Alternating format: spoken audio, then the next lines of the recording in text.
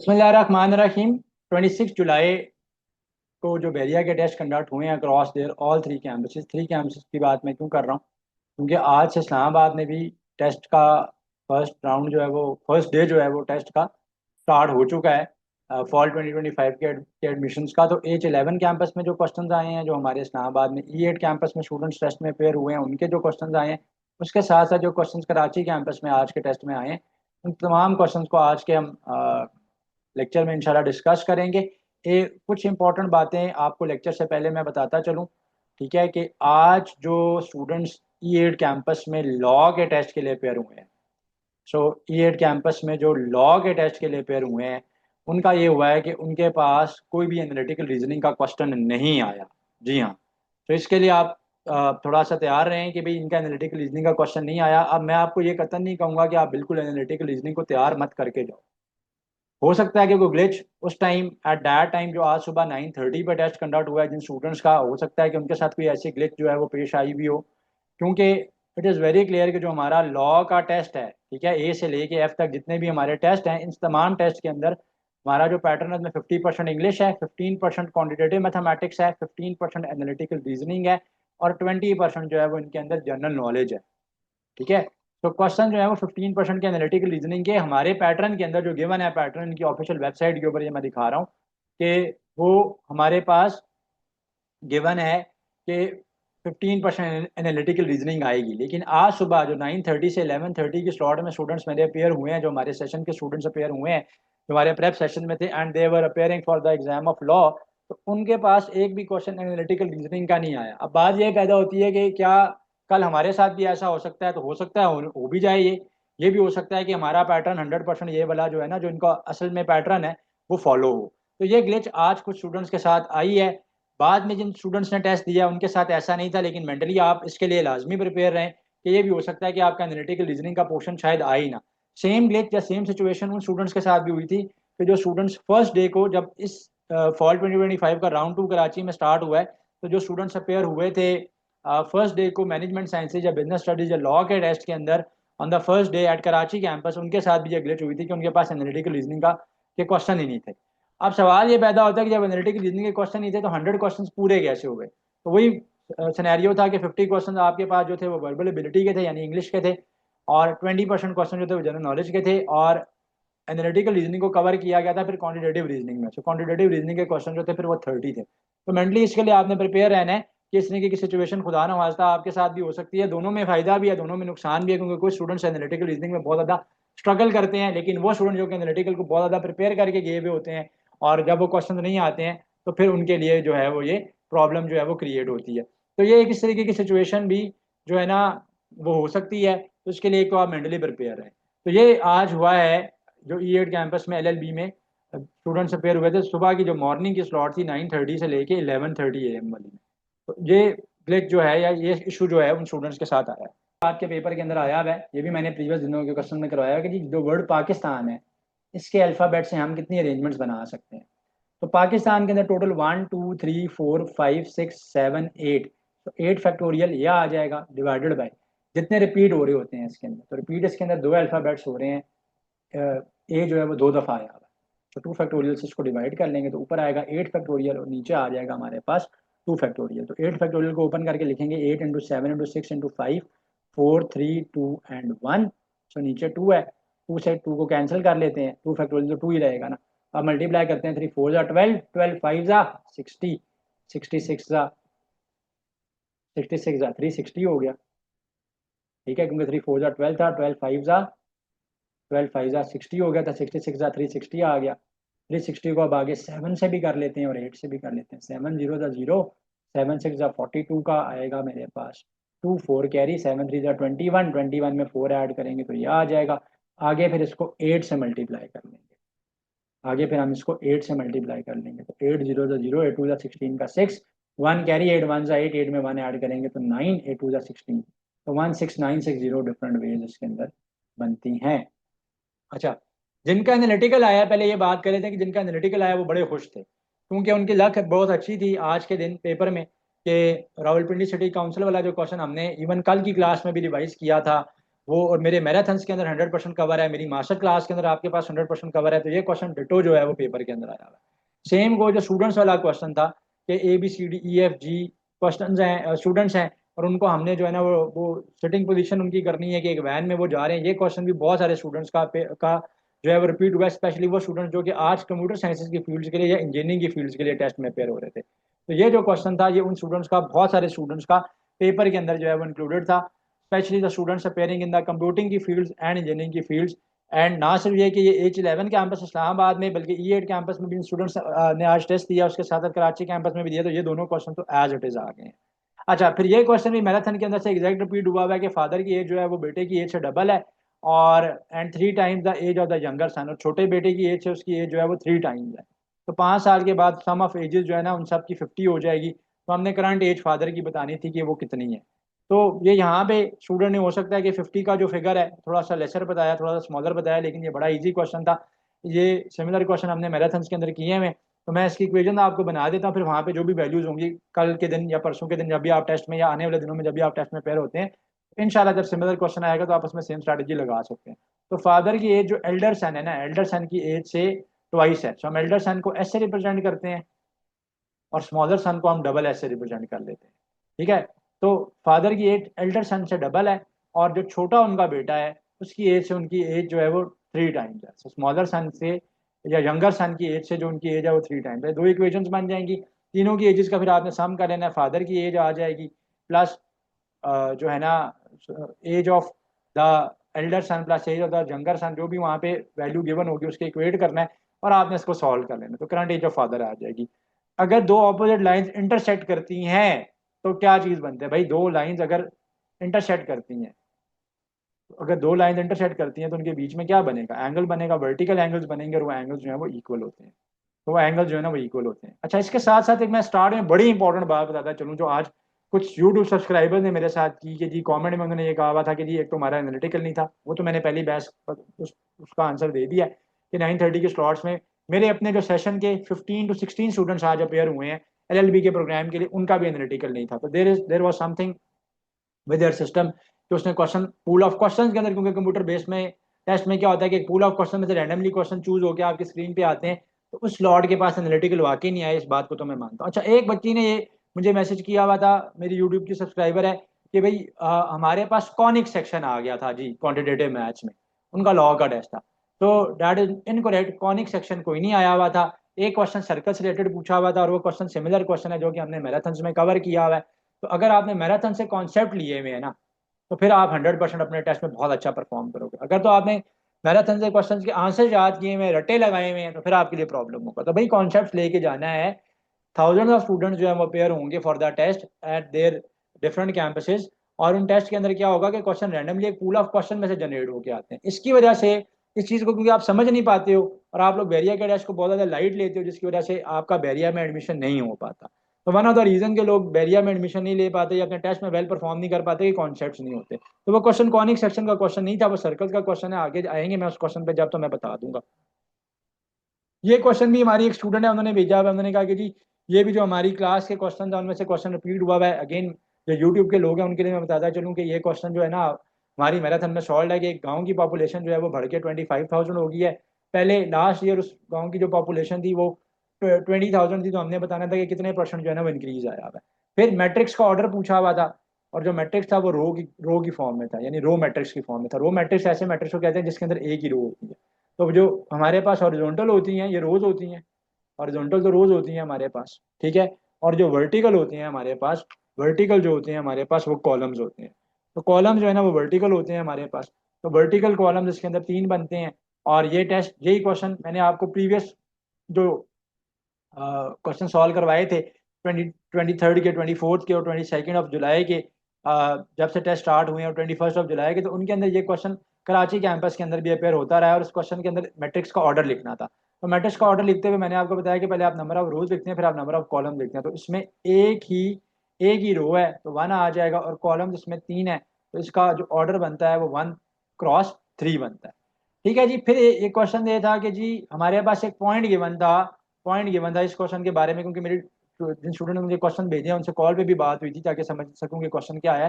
तो इस क्वेश्चन में स्टूडेंट ने बताया हुआ था कि जी हमारे पास एक पॉइंट गिवन था और उसमें जो एक्स एक्सिस था वो पॉजिटिव था और जो वाई एक्सिस था, वाई एक्सिस जो था वो नेगेटिव था। और हमसे ये पूछा गया था कि किस क्वाड्रेंट के अंदर ये पॉइंट लाए करता है। तो ये लॉ वालों का क्वेश्चन इस तरीके का आ गया क्वांटिटेटिव मैथमेटिक्स का, जिसको देख के वो परेशान हो रहे थे। तो ये क्वेश्चन भी बहुत ईजी है, अगेन आपकी क्लासेस में 100% जो है ना ये कवर है। लेकिन फर्स्ट क्वाड्रेंट के अंदर एक्स और वाई दोनों पॉजिटिव होते हैं, थर्ड के अंदर एक्स नेगेटिव होता है और वाई भी नेगेटिव होता है, फोर्थ क्वाड्रेंट के अंदर एक्स पॉजिटिव होता है, वाई नेगेटिव होता है। और अगर सेकंड क्वाड्रेंट की बात की जो यहाँ पे एक्स नेगेटिव होता है लेकिन वाई जो है वो पॉजिटिव होता है। तो ये फोर्थ क्वाड्रेंट में लाया करते थे। इतनी इजी सी सिंपल सी बात थी या सिंपल सा कॉन्सेप्ट इसमें यूज करना था, जिसकी वजह से स्टूडेंट जो है आई डोंट नो कि क्यों कंफ्यूजन का शिकार हुए हैं। फिर कोडिंग के सवाल थे, ठीक है, एक आध और बहुत आसान सवाल था। उस सवाल के बारे में मुझे स्टूडेंट्स ने ये बताया, बड़ा इंपॉर्टेंट ये क्वेश्चन है। उन्होंने ये बताया कि जो वर्ड गिवन था ना, लेट से जो रिंग था, इस तरह से वर्ड गिवन था रिंग, और इस वर्ड का जो कोड था ना ये इससे एक लेटर्स आगे का था। यानी आर के आगे क्या आता है, पी क्यू आर एस, ये एस से था। आई के आगे जे था, L M N O, N को ओ से रिप्रेजेंट किया हुआ था, और ई एफ जी एच, जी से अगला अल्फाबेट था उसका एच के साथ रिप्रेजेंटेड था। और हमसे वर्ड पूछा गया था थोड़ा सा बड़ा, यानी ये यहाँ पे 4 डिजिट्स का, 4 अल्फाबेट्स का जो है ये, आप इसको कहेंगे कि ये कोड गिवन है। और हमसे जो पूछा हुआ था उन्होंने, हमसे जो पूछा हुआ था वो थोड़ा सा एक जो वर्ड गिवन था वो 6 या 7 लेटर्स के ऊपर था। तो इसमें कोई मसला नहीं था, इसमें पूरी कोडिंग करने की भी आपको जरूरत नहीं थी। जो भी वर्ड गिवन था, अगर लेट से वो वर्ड गिवन था, फॉर एग्जाम्पल मैं ये कहता हूँ कि वो वर्ड गिवन था हॉर्स, HORSE, हॉर्स था। अब लेट से ये 4 डिजिट्स का है और ये 4 अल्फाबेट्स का है, मैं डिजिट्स इसको बार बार कह रहा हूँ। तो ये 4 अल्फाबेट्स का और ये 5 अल्फाबेट्स का, तो परेशानी की कोई बात नहीं थी, एच को एक अल्फाबेट आगे मूव कर देना था, EFGHI, तो एच आई से रिप्रेजेंट होना था।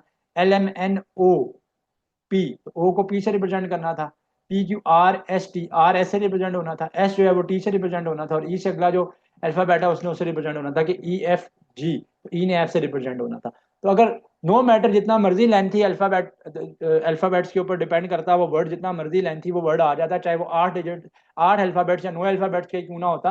तो आपने एक एक अल्फाबेट आगे पुश करना था, ठीक है। तो एक एक अल्फाबेट जो है वो आप आगे मूव कर जाते हैं। इस तरीके का बड़ा सिंपल सा कोड था। आज के दिन एनालिटिकल में सिनेरियो वाले क्वेश्चन ज्यादा आए हैं, चाहे वो कराची के कैंपसेज हैं चाहे इस्लामाबाद के दोनों कैंपसेज हैं। तो जो लेंथी सिनेरियो बेस्ड क्वेश्चन हैं वो एग्जैक्टली आए हुए हैं, क्योंकि एक ग्रुप है स्टूडेंट्स का, रेडिट के ऊपर एक फोरम है, वहां पे किसी ने लिखा हुआ था कि जी जो सर असलान सत्ती ने क्वेश्चन करवाए थे उसकी मैराथन से एग्जैक्ट आए हुए थे। तो एक बात तो ये है कि वो मेरा ख्याल है कि शायद इस्लामाबाद कैंपस के लिए अपेयर हुआ है, क्योंकि रावलपिंडी सिटी काउंसिल वाला क्वेश्चन जो है ना वो आया हुआ है। तो अगर वो मैराथन की बात करे तो मेरा ख्याल है वो मास्टर क्लास की बात कर रहा था। तो अगर अभी वो ज्यादा एनालिटिकल को कवर कर लेता तो ज्यादा चीजें आती, क्योंकि नीचे उसने ये भी उस फोरम में टाइप किया हुआ था कि जी एनालिटिकल के क्वेश्चन जो थे वो मुझे, बाकी जो थे जो आते थे मुझे वो तो मैं कर पाया, जो नहीं आते थे मुझे डिफिकल्ट लगे। तो मैं अगेन ये सजेस्ट करूंगा कि आप एनटीएस की बुक से भी एनालिटिकल के सिनेरियो बेस्ड क्वेश्चन की प्रैक्टिस कर सकते हो as a last moment. And या फिर आप जो है ना वो क्वेश्चन भी कर सकते हैं कि जो कि मैंने मैराथन्स में कवर किए हुए या आपकी क्लासेस में कवर अप किए हुए, उनको आप कवर कर सकते हो। बाकी कोडिंग का क्वेश्चन एक ही था, एक एक अल्फाबेट आगे मूव करना था। सीरीज आज आई है कुछ बच्चों की बहुत कम थी, लेकिन बहुत ईजी सीरीज के क्वेश्चन आए हैं। अच्छा आज जो है ना इंग्लिश बड़ी चेंज आई है। जो पहले आप लोग गिले ये कह रहे थे ना कि सर हाँ आपने हमें हाइपरबोले एलिट्रेशन और पता नहीं क्या के लिटरेरी डिवाइसेस भी करवाई हुई हैं, एक्टिव पैसिव के भी सारे रूल समझाए हुए हैं, डायरेक्ट इनडायरेक्ट के भी करवाए हुए हैं, तो वो नहीं आ रहे। ये बात स्पेशली मैं अपने क्लास स्टूडेंट्स के लिए तो नहीं कर रहा, इन्होंने तो ये गिला नहीं किया था, लेकिन जो यूट्यूब के सब्सक्राइबर्स हैं उन्होंने ये गिला किया था। तो एक बात मैं आपको बताता चलूँ कि आज जो है ना दोबारा डायरेक्ट इनडायरेक्ट और एक्टिव पैसिव आए हैं। तो बार बार मैं ये बात रिपीट कर रहा हूँ कि जब तक आप इस बात को नहीं समझेंगे कि क्वेश्चन जो है वो रैंडमली जनरेट होकर आएंगे from a pool of question, आप कॉन्सेप्ट लेके नहीं जाओगे तो आपको मसला आएगा। He congratulated him on his promotion था, ऑन हिज प्रमोशन।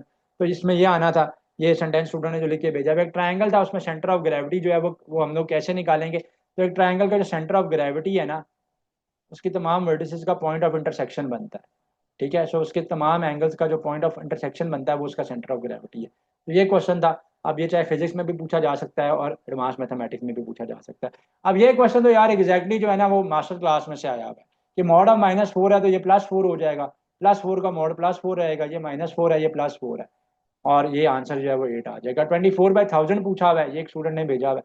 सो 24/1000 तो अगेन कैलकुलेट करना इज सुपर इजी। सो 24/1000 को मैं किस तरीके से फाइंड आउट करूंगा कि 24 है नीचे 1000 है, तो 3 इसमें जीरोज हैं, तो डिजिट जो है ना 3 डिजिट्स होने चाहिए पॉइंट के बाद। तो पॉइंट अभी फिलहाल यहाँ पे है 24 में, ठीक है, क्योंकि अकेला 24 लिखा हुआ था। पॉइंट जब इधर 3 डिजिट्स की तरफ लेफ्ट की तरफ मूव करेगा तो ये 0.024 हो जाएगा। मेरा नहीं ख्याल है कि इससे आसान क्वेश्चन क्वान्टिटेटिव में आ सकता था, ठीक है। ये बात मुझे इनकी समझ नहीं आई। बहरहाल इनका कहना था कि यहाँ पे मेक्स ही आता था, हेस्ट मेक्स वेस्ट, ये जुमला एज इट इज़ मैं आपको करवा चुका हूँ। अच्छा, इनकी लक बहुत अच्छी थी, ये अगेन लॉ के टेस्ट के लिए अपेयर हुए हैं ये स्टूडेंट, लेकिन इनकी लक बहुत अच्छी थी। इनके जनरल नॉलेज के अंदर जो है वो पाकिस्तान के नेशनल फ्लावर आ गया, नेशनल बर्ड भी आ गया। आगा खान कौन थे? तो Aga Khan was the first president of Muslim League. ये भी क्वेश्चन आ गया कि अब 1906 में मुस्लिम लीग बनी थी, तो Aga Khan was elected as its first first president. Japan से रिलेटेड क्वेश्चन मैंने स्टूडेंट से पूछा था कि क्या आया, तो उसने ये बताया था कि जी क्वेश्चन ये आया हुआ था कि दुनिया का जो लार्जेस्ट मोस्ट पॉपुलेटेड सिटी है वो किस कंट्री में लाया करता है, तो वो जापान में लाया करता है। तो ये लक जो है ना वो इनकी अगेन जो है वो बहुत ज़्यादा अच्छी थी। या जिसको स्टूडेंट्स कहते हैं कि जी हमारा एलएलबी का टेस्ट था लेकिन उसमें कॉनिक्स की चीज़ें आ गई थी, तो कोई कॉनिक्स की चीज़ें नहीं है, ये इक्वेशन थी। और ये मुझे लग रहा है कि यहाँ पे एक जीरो एक्स्ट्रा स्टूडेंट ने ऐड किया है, क्योंकि अगर तो राइट साइड पे यहाँ पे जीरो है तो ये इक्वेशन जो है ना ऑफ अ सर्कल है। I can rewrite it down as x square plus y square divided by 50 हो जाएगी। जी को जो जीरो है, जीरो के साथ जाकर ये मल्टीप्लाई और हो वाई जाएगा, स्क्वायर के नीचे जीरो ट्वेंटी के साथ फाइव था। जाकर मल्टीप्लाई हो जाएगा तो ये आएगा x square plus y square equal to zero. तो ऐसा सर्कल के जिसका रेडियस जीरो होता है वो एक पॉइंट होता है, तो पॉइंट रिप्रेजेंट हो रहा था। या फिर ये भी हो सकता है कि यहाँ पे वन था, अगर तो यहाँ पे वन था तो अगेन फिर ये 50 इस तरफ चला जाना था। तो फिर उस केस में भी सर्कल की इक्वेशन थी x square plus y square is equal to 50 था। और ये क्या होगी हमारे पास, क्योंकि x square plus y square हो, साथ में एच और के ना हो, क्योंकि सर्कल की जो स्टैंडर्ड फॉर्म है that is x minus h का whole square plus y minus k का whole square is equal to r का स्केयर। इसका मतलब ये था कि सर्कल का जो रेडियस था वो अंडर रूट 50 बन रहा था, और जो इसका ओरिजिन था वो 0,0 बन रहा था। मैं फिर भी एहतियातन एडवाइस करूंगा जो स्टूडेंट्स लॉ के प्रोग्राम्स के लिए या इवन जो बाकी सोशल साइंसेज के या बिजनेस के प्रोग्राम में अपेयर हो रहे हैं और उनका क्वांटिटेटिव मैथमेटिक्स है, तो इसकी बेसिक जो है ना मेरे एनालिटिकल जो मैथमेटिक्स वाला एनालिटिकल ज्योमेट्री वाला जो लेक्चर है उससे इसकी बेसिक्स देख लें। या अगर इवन आप ये भी समझ लेते हैं तो ये आपके लिए बहुत ज़्यादा ईजी हो जाएगा। डायरेक्ट एंड इनडायरेक्ट के क्वेश्चन पूछे हुए थे और पास परफेक्ट था एक्टिव पैसिव के लिए, ये चीज़ें थी। तो ये इन चीज़ों को हमने इन डिटेल क्लासेस में देखा हुआ है, इनको आप लोग कवर कर दीजिएगा। अच्छा जी, इस बच्चे की तो किस्मत बहुत अच्छी रही है, इसके लिए बहुत ईजी क्वेश्चन इसने स्टार्ट लिया हुआ है। नॉलेज इज पावर आया हुआ है, इससे सिनोनिम पूछा गया है डेयर का, डेयर का मतलब होता है टू स्टिक। ना सिर्फ ये कि ये क्वेश्चन मैराथन में हुआ है बल्कि अभी जो रिसेंट क्वेश्चन था उनसे भी रिपीट हुआ है। एक्यूट का सिनोनिम पूछा हुआ था, एक्यूट का सिनोनिम होता है इंटेंस या sharp. He jumped into the swimming pool था। इनका कोई भी ट्रिग्नोमेट्री का क्वेश्चन नहीं आया, और कोई जो है ना इनका जो है ना एंटोनिम्स वगैरह जो है वो जो एनोनिमस ये इन्होंने बताया हुआ है कि नहीं पूछा हुआ था, या कुछ ऐसी चीज़ें नहीं थी कि जो चीज़ें मैंने की भी नहीं थी। एनालिटिकल अगेन स्टूडेंट को जब डिफिकल्ट लगा है, लेकिन मैं बता रहा हूँ आपको कि अगर एनालिटिकल के कॉन्सेप्ट्स आपने ग्रैब किए हुए हैं, तो एनालिटिकल के कॉन्सेप्ट्स जो है अगर आपने ग्रैब किए हुए हैं, चीज़ों को समझा हुआ है, तो फिर जो है वो आपके लिए चीज़ें बहुत ज़्यादा ईजी होंगी। अच्छा, एक चीज़ मैं यहाँ पे भूल गया हूँ, कन्वेंशन। कन्वेंशन का सिनोनिम पूछा हुआ है, तो सिनोनिम ऑफ कन्वेंशन पूछा हुआ है। सो कन्वेंशन का मतलब ये होता है कि किसी भी काम को करने का जो तरीका कार होता है, जो एक चलता हुआ आ रहा है, एक मेथोडोलॉजी जो है वो चलती हुई आ रही है। अच्छा, एनालिटिकल सर वो जो पिछला डिफिकल्ट क्वेश्चन। आ गया भाई, वो तो मैंने डिस्कस कर लिया, इस बच्चे ने बताया एक्स इज इक्वल टू -3 है तो एक्स स्क्वायर को फाइंड आउट करना था, और ऊपर एक्सपोनेंट में पड़ा हुआ था। तो सिंपल है बहुत ये क्वेश्चन। -3 का स्केयर हो जाना था ना, -3 का स्केयर जो होता है वो +9 होना था, 4 × 9 जो है वो 36 बन जाता। सीरीज है, बहुत आसान है, पहले एक कम हो रहा है, फिर दो कम हो रहे हैं, फिर तीन कम हो रहे हैं, फिर चार कम हो रहे हैं, तो आगे पांच कम होंगे 45। ये रिसेंटली हम कर चुके हैं। परसेंटेज इंक्रीज एंड डिक्रीज के क्वेश्चन थे, क्वाड्रेटिक इक्वेशन थी जिसको सॉल्व करना था, ठीक है। उसके अलावा जो है वो सीरीज गिवन थी और इसमें एन फाइंड आउट करना था, अरिथमेटिक सीरीज गिवन थी। थमेटिक सीरीज के अंदर मैं ये क्वेश्चन करवा देता हूँ, इंपॉर्टेंट क्वेश्चन है, ठीक है। तो ये इंपॉर्टेंट क्वेश्चन है। A1 जो है वो यहाँ पर 3 गिवन है, डी जो है वो यहाँ पर 7 गिवन है, और ये आई डोंट नो 59 लिखा हुआ है शायद स्टूडेंट ने, तो एन जो है ना वो यहाँ पे 59 गिवन है।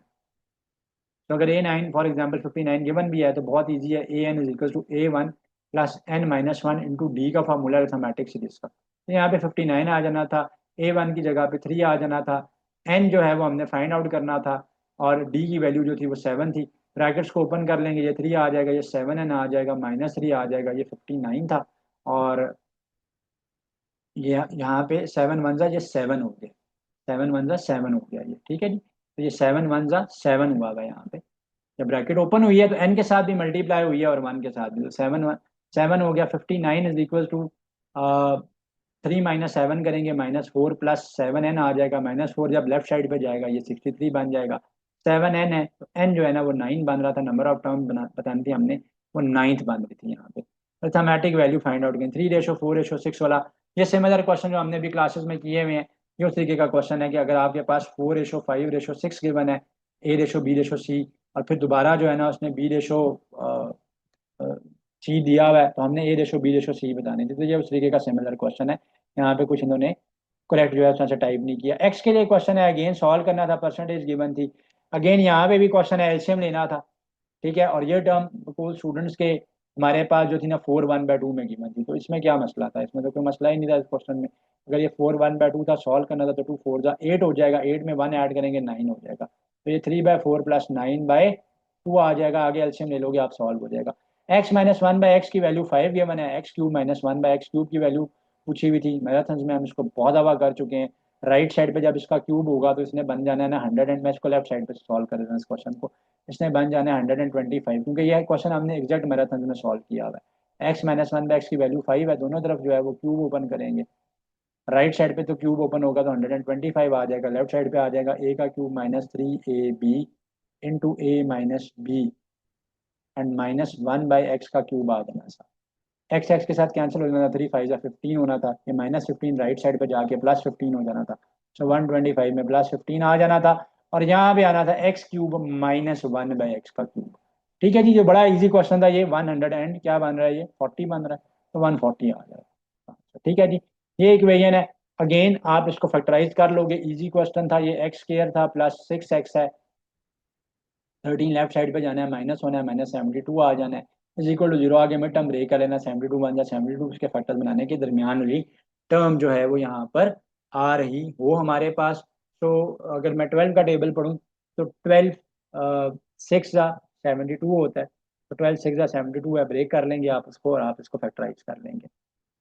अगेन इक्वेशन आई हुई थी जी हमारे पास, अ, ये साइमल्टेनियस इक्वेशन है, को आपने देख लेना है, एक्स की वैल्यू सॉल्व करनी है। अगेन दोबारा पता नहीं इन्होंने दोबारा क्वाड्रेटिक इक्वेशन दी हुई है। अगेन ये फैक्टराइज वाला आया हुआ है, कल और परसों भी हमने ये क्वेश्चंस किए हैं, so I am not going into the details. उन क्वेश्चन को कर लेते हैं कि जो क्वेश्चन डिफिकल्ट थे। ये क्वेश्चन भी ऑलरेडी मैं रिसेंट जो पास्ट पेपर के रिपीटेड क्वेश्चन इस सेशन के करवा रहा हूँ, उनमें मैं आप लोगों को करवा चुका हूँ। इसमें क्या था कि पहले x + 1/x की वैल्यू 2 गिवन थी, पहले स्केयर करोगे तो a² + b² + 2ab आएगा, और राइट साइड पर 2 का स्केयर जो है ना वो 4 हो जाएगा, कैंसिल हो जाएगा, 2 उस तरफ चला जाएगा, तो x² + 1/x², दोबारा जो है वो 4 में से 2 गया, 2 ही रहना था, दोबारा स्केयर करेंगे तो ये आ जाएगा a की जगह पे x4 + b की जगह पे 1/x4 + 2ab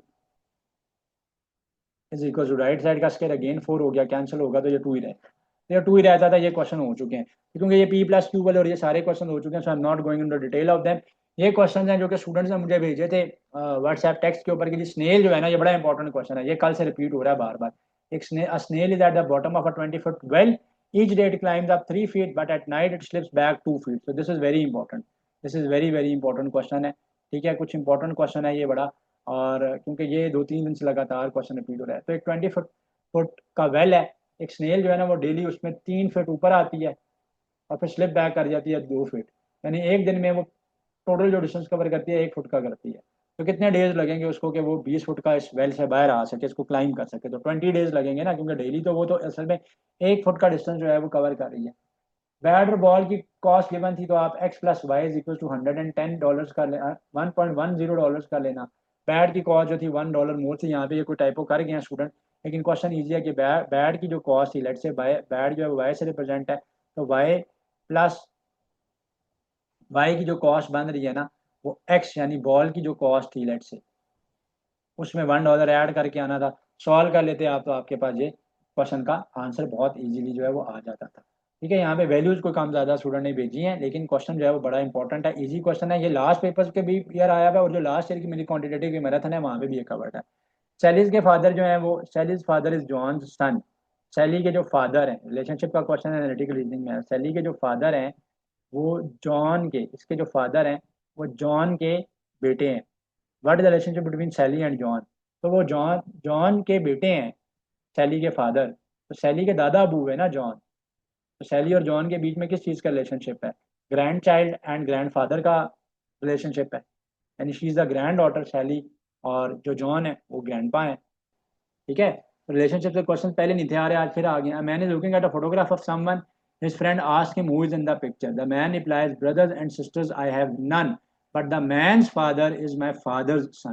तो एक फोटोग्राफ की तरफ देखते हुए एक शख्स ने इशारा किया, तो उसके दोस्त ने उसको पूछा कि इस फोटोग्राफ में कौन है। उस आदमी ने अपने बारे में बताया कि मेरे कोई ब्रदर एंड सिस्टर्स नहीं है, brother and sisters I have none, but the man's father, लेकिन ये जो फोटोग्राफ में मैन है, इसके जो फादर हैं वो मेरे फादर के बेटे हैं, वो मेरे फादर का बेटा है। तो इस पिक्चर में जो आदमी है वो मेरे फादर का क्या है, सन है, तो फिर उसकी अपनी पिक्चर ही है, क्योंकि अगर उस बंदे का कोई भी बहन और भाई नहीं है और पिक्चर के अंदर मौजूद जो शख्स है उसके बारे में मुझे कह रहा है कि मेरे फादर का इकलौता बेटा है, ठीक है, तो इसका मतलब है वो अपनी बात ही कर रहा है, क्योंकि उसका तो कोई बहन भाई नहीं है ना, तो वो अपनी बात ही कर रहा है, तो वो पिक्चर में खुद है, वो अपनी ही उसकी पिक्चर है।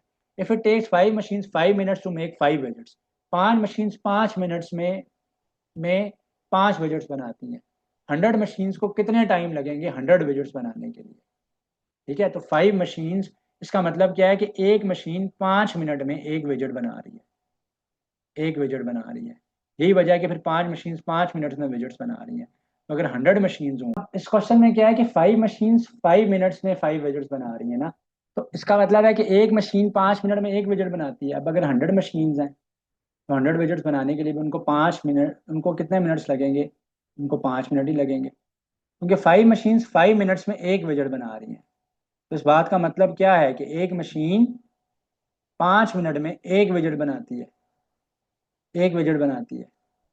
तो अगर 100 मशीन्स हैं, 100 विजिट्स बनाने हैं, तो भी उनको 5 मिनट ही लगेंगे, 5 मिनट से लगेंगे। थोड़ा सा कॉमन सेंस लगाने वाला क्वेश्चन था। क्रिकेट पिच एनालॉजी आया हुआ था, तो फुटबॉल के जो है वो फील्ड आ जाएगी, आगे इसका आंसर बनता था। ठीक है, अगर वो गिवन था। और यहाँ पे क्या है कि जी बॉक्सिंग रिंग, तो बॉक्सिंग को रिंग में किया जाता है, तो ये ज़्यादा बेहतर ऑप्शन है। अगर फुटबॉल है तो फुटबॉल फील्ड आ जाएगा, क्योंकि प्रीवियस ईयर में फुटबॉल फील्ड के साथ आता रहा है। अगेन ये क्वेश्चन ऊपर मैराथन के अंदर हुआ है कि जो सिटिंग अरेंजमेंट्स करनी है हम लोगों ने 3 बेंचेस के ऊपर, और ट्रिप जो है वो अरेंज किया अगेन वैन्स के अंदर किया हुआ है। अच्छा जी, 10 ग्राम की बुलेट है, उसको फायर किया गया है 10 kg के पिस्टल के साथ। ठीक है, और स्पीड जो है 100 मीटर पर सेकेंड की स्पीड है। तो हमसे ये पूछा हुआ है कि जो रिकॉयल है, जो रिकॉयल वाली फोर्स है, उसका फॉर्मूला जो है वो क्या होगा। तो न्यूटन्स के लॉ जो है वो इसके अंदर इन्वॉल्व हैं। और यहाँ पे क्या होगा कि जो व्हाट विल बिट्स रिकॉयल, तो रिकॉयल हम कैसे निकालेंगे, V2 से निकालेंगे हम लोग, क्योंकि पहले और बाद का मोमेंटम जो है वो सेम होता है, M2V2 डिवाइडेड बाय M1 होना चाहिए। यहाँ पे M1 होना चाहिए, तो रिकॉयल जो है ना वो कितना होगा यहाँ पे। तो मैथ जो है ना, क्योंकि बुलेट का मैथ जो है वो 10 ग्राम्स है। सो 10 ग्राम्स को अगर मैं केजीज में कन्वर्ट करता हूँ, तो 10 डिवाइडेड बाय 1000 कर लूँगा, और ये आ जाएगा 0.01। ऊपर ये तो मैथ आ जाएगा 0.01 केजीज में। वेलोसिटी इसकी थी 100 डिवाइडेड बाय, पिस्टल जो है वो 10 kg का है, 10 kg का पिस्टल है। सो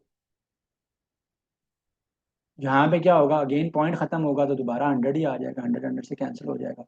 तो 0.1 मीटर पर सेकेंड का रिकॉयल आ रहा है, जो डेटा यहाँ पे स्टूडेंट ने बन गया। अगेन फिजिक्स के क्वेश्चन की बात की जाए तो which device is used to convert alternating current into direct current.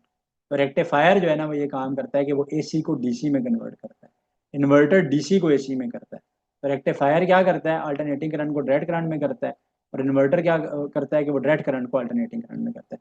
ये वो क्वेश्चन था कि जिसको लेके कुछ स्टूडेंट्स ने कहा कि जी ये क्वेश्चन जो है ना वो कॉनिक का क्वेश्चन आ गया हमारे एग्जाम में, और हमारे एग्जाम में तो एडवांस मैथ था नहीं, तो ये एडवांस मैथ का क्वेश्चन आ गया। भाई एक सर्कल है जो कि रिप्रेजेंट हो रहा है x square plus y square equal to 1 से, तो जब भी सर्कल की इक्वेशन में साथ 2g x और 2f(y) नहीं है, या -h नहीं है, -k नहीं है, और एक्स स्केयर और वाई स्केयर की फॉर्म में है, तो उसका मतलब है कि सर्कल का सेंटर ओरिजिन है।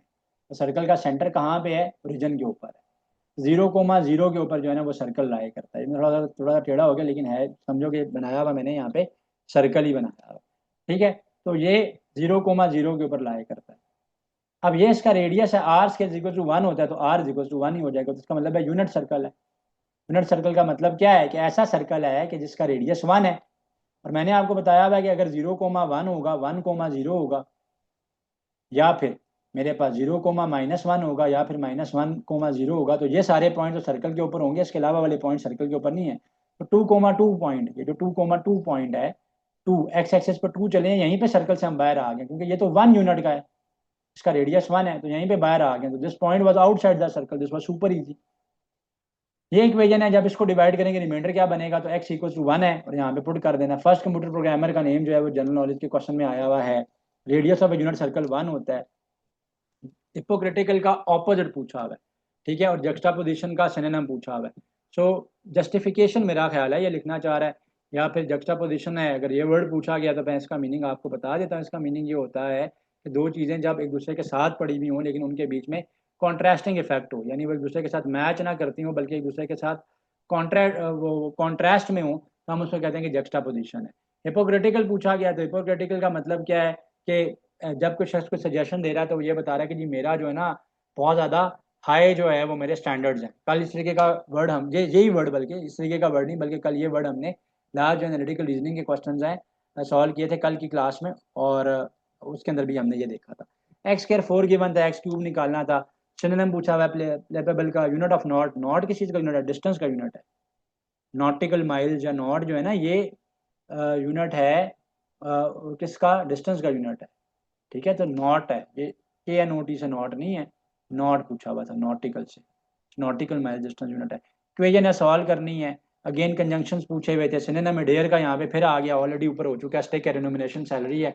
इन्होंने भी कहा कि प्रपोजिशंस आए हुए, एक्टिव पैसेज आए हुए, ट्रायंगल जिसकी तीनों साइड्स इक्वल होती हैं क्या कहते हैं, इक्विलेटरल कहते हैं। इनकी लाग बहुत अच्छी थी, इनके पास कुछ ज़्यादा इजी क्वेश्चन आए हुए हैं। स्केलर क्वांटिटी या पावर, डेफिनेटली वो स्केलर क्वांटिटी है। आपकी मैराथन से आई है, एनालिटिकल बिल्कुल सेम टू सेम आया था। अच्छा जी, देखते हैं ये क्या कह रहा है। कह रहा है कि जी मैथ में कुछ सवाल डिफिकल्ट लगे, एडवांस मैथ्स बहुत इजी था। तो क्वांटिटेटिव मैथमेटिक्स में वर्ड प्रॉब्लम्स अगर आप नहीं ना समझ के करेंगे तो फिर प्रॉब्लम्स आएंगी। तो ये देख लेना है, 2r+4s की वैल्यू गिवन थी और ये वैल्यू पूछी हुई है। ग्लूमी का सिनोनिम पूछा हुआ है, सैड होता है, बेनोवलेंट का काइंड होता है, पोलर फॉर्म ऑफ वन पूछी हुई है, तो वही ये आ जाएगा। Omega cube root of unity भी पूछा हुआ था। और ये वाला क्वेश्चन भी x³ + 1/x³ = 52, x+1/x के इक्वल है। ये ऑलरेडी हम लोग लास्ट रिपीटेड क्वेश्चन में कर चुके हैं। यहाँ पे मल्टीप्लाई करना है और फिर माइनस करना है, आंसर आ जाएगा। अच्छा ये क्वेश्चन डिफरेंट आया हुआ है, योटा की पावर 21 डिवाइडेड बाई 2 था। तो योटा की पावर 21 को लिख सकते हैं iota 20 dot iota divided by 2, ये एडवांस मैथ्स में आया हुआ है। तो योटा 20, योटा स्केयर क्या होता है, -1 होता है। 20 को मैं लिख सकता हूँ स्केयर की पावर 10, योटा स्केयर -1, -1 की अगर इवन पावर होगी तो वो +1 बन जाएगा, तो योटा बाई 2 बन जाता है। पोलिनोमियल पूछा हुआ है, वेक्टर ऑफ ए का वैल्यू आपने पुट करनी है, 0 के इक्वल रखना है और ए की वैल्यू आ जाएगी। एक वॉल्यूम ऑफ रेक्टेंगुलर इक्वेरियम का क्वेश्चन था। तो भाई रेक्टेंगुलर इक्वेरियम है तो वॉल्यूम कैसे आ जाएगा, length into breadth into height आ जाएगा। क्वेश्चन स्टूडेंट ने नहीं बताया हुआ तो देख लेना। ए की वैल्यू के लिए सॉल्व कर लीजिएगा, बहुत ईजी था ये क्वेश्चन, ठीक है। 9 ए लेफ्ट पे चला जाएगा तो +9 हो जाएगा। 10 a = 2 था तो ए की वैल्यू 1/5 आ जाएगी। इससे आसान मेरा नहीं ख्याल है कि क्वेश्चन पूछे जा सकते हैं। अच्छा जी, ये क्वेश्चन है जो स्टूडेंट ने मुझे कहा कि जी आपकी मैराथन में से सिमिलर क्वेश्चन है लास्ट ईयर की जो मैराथन है, तो उससे मिलता जुलता क्वेश्चन था। और कुछ उन्होंने कहा जी हमारा कार के साथ आया हुआ है, कुछ ने कहा ट्रक के साथ आया हुआ है। कह रहा है लोडेड ट्रक जो है ना वो कंज्यूम करता है 13.5 गैलन ऑफ फ्यूल जब वो कवर करता है 27 माइल। तो हमने ये बताना है कि 300 माइल्स के लिए वो कितना डिस्टेंस कवर करने के लिए कितना गैलन ऑफ फ्यूल जो है वो कंज्यूम करेगा। तो पहले तो हमें उसकी एवरेज निकालनी पड़ेगी ना, एवरेज कंजम्पशन निकालनी पड़ेगी, जो कि कैसे आएगी, जो कि डिस्टेंस डिवाइडेड बाय गैलन्स आएगी, यानी माइल्स पर गैलन में आएगी हमारे पास।